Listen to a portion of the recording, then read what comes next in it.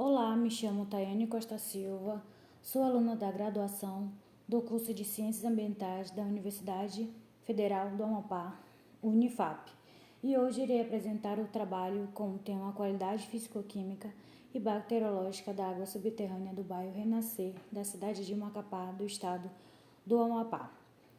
Essa pesquisa tem como autores os alunos Samara Carneiro, David Vinícius e eu, Tayane Costa, o técnico Paulo Gibson e os professores Marcelo Oliveira, Jéssica Santos e Karina Cardoso. A portaria de número 888/2021 estabelece padrões de qualidade da água para garantir segurança e evitar riscos à saúde. Contudo, observa-se uma precarização dos serviços de saneamento básico no país, o que está diretamente relacionado ao aumento na incidência de doenças de veiculação hídrica. No município de Macapá, grande parte da população ainda enfrenta dificuldades no acesso à água tratada. Não é diferente no bairro Renascer. É comum o uso de poços como principal fonte de abastecimento, tornando essencial a análise da potabilidade de água subterrânea. Assim, o presente estudo teve como objetivo analisar a qualidade físico-química e bacteriológica da água subterrânea utilizada pelos moradores do bairro Renascer, comparando com os valores estabelecidos na legislação. O saneamento básico inclui abastecimento de água, esgotamento sanitário, drenagem e resíduos sólidos. A precarização desses serviços é uma realidade no Brasil e resulta da falta de infraestrutura adequada, especialmente nas regiões Norte e Nordeste. No Amapá, 45,6% da população não tem acesso à água tratada e 91,9% não tem coleta de esgoto. Por isso, o modelo Poço-Fossa é comum em áreas sem saneamento adequado e, em relação à proximidade entre poços e fossas, podem causar contaminação da água subterrânea. Então, avaliar os parâmetros como pH, turbidez, ferro, nitrato e E. coli é essencial para verificar a potabilidade. Em relação ao material e métodos, a área de estudo abrangeu o bairro Renascer na zona norte de Macapá. Entre o período de setembro a dezembro de 2024, foram coletadas 33 amostras de água subterrânea in loco em diferentes residências localizadas na região. Em relação aos procedimentos de coleta, foram definidos pontos de amostragem no bairro Renascer. Logo em seguida, o cloro residual livre foi analisado em campo no Laboratório Móvel de Qualidade da Água. Os demais parâmetros foram analisados no Laboratório de Química, Saneamento e Modelagem Ambiental do curso de Ciências Ambientais na Universidade Federal do Amapá.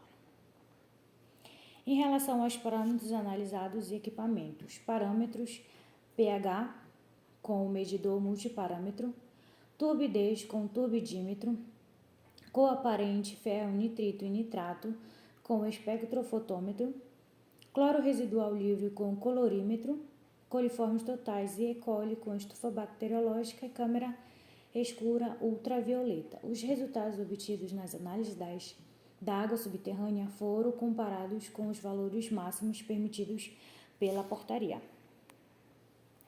Resultados e discussão. A imagem apresenta a distribuição dos parâmetros de qualidade da água subterrânea para pH, turbidez e cor aparente. Os valores de pH variaram entre 4,01 e 5,93, com medianas de 4,6, indicando caráter ácido em 100% das amostras. Essa inconformidade isoladamente não representa um risco grave, uma vez que o pH pode ser influenciado por diversos fatores físicos e geográficos. Em relação aos valores de turbidez, variaram entre 0,16 e 11,6 unidades de turbidez, embora a maioria das amostras esteja dentro do limite, que seria uma unidade de turbidez. Então, 27,3% ultrapassaram esse valor. Em relação ao parâmetro físico cor aparente, a maioria das amostras ficou dentro do limite de 15 unidades de Husey, porém, 15,2% apresentaram valores entre 22 e 68 unidades de Husey, indicando presença de sedimentos ou substâncias dissolvidas. Isso pode ocorrer pela profundidade dos poços, pois quanto mais rasos, mais suscetíveis às influências das atividades antrópicas sobre a qualidade da água. Continuando agora em relação aos parâmetros ferro, nitrito, nitrato e cloro residual. Para o ferro, apresentou ampla variação entre 0,00 e 2,10 mg por litro. Apesar de alguns valores atípicos, 90,9% das amostras permaneceram dentro do limite permitido pela legislação, que é 0,3 mg por litro. O ferro é um dos metais mais comuns em águas subterrâneas, geralmente originando da dissolução de rochas ígneas e outros minerais presentes no subsolo. Quanto aos compostos nitrogenados, o nitrito ele apresentou menor dispersão entre as amostras, com concentração entre 0,002 e 0,087 mg por litro em 100% das amostras analisadas. Esse parâmetro químico permaneceu dentro do limite estabelecido pela portaria, que no caso é 1 mg por litro. Em relação ao parâmetro químico nitrato, variou entre 1 e 11,7 mg por litro, com a maioria das amostras entre 4 e 8 mg por litro. 3 amostras, que no caso 9,1%, excederam o limite de 10 mg por litro, o que pode ser o indicativo da proximidade de poços com fossas, sugerindo contaminação por carga orgânica recente na água e, consequentemente, condições higiênico-sanitárias inadequadas de poço. E para o cloro residual livre, os valores variaram entre 0,00 e 0,17 mg por litro, em 100% das amostras abaixo do intervalo ideal, que no caso seria 0,2 e 5 mg por litro. Para os parâmetros bacteriológicos, foram os que apresentaram resultados mais preocupantes, já que 20 amostras apresentaram presença de coliformes totais, que no caso é 60,6%, e 8 amostras constataram a presença de E. coli, 24,2%. A portaria não prevê coliformes totais na tabela de padrão bacteriológico da água para consumo humano quando se considera os poços individuais. Porém, sua análise é importante para um indicador de contaminação microbiológica. O E. coli é uma bactéria e a presença indica contaminação fecal recente e sugere a existência de patogênios de interesse em saúde pública.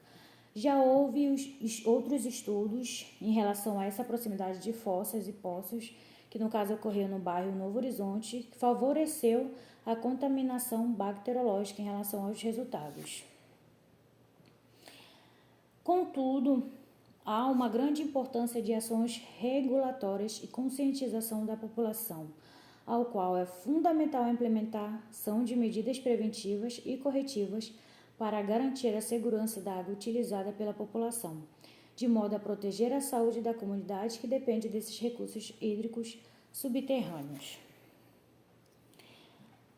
Concluindo, o pH e cloro residual, de acordo com a portaria, apresentou inconformidades. Turbidez, cor e nitrato apresentaram não conformidades pontuais. Houve uma alta presença de coliformes e E. coli representa risco sanitário. É essencial implementar ações de saneamento, manutenção de poços e conscientização comunitária, havendo a necessidade de medidas preventivas e corretivas para garantir a segurança hídrica no bairro Renascer. Essas foram as referências utilizadas e agradeço pela atenção.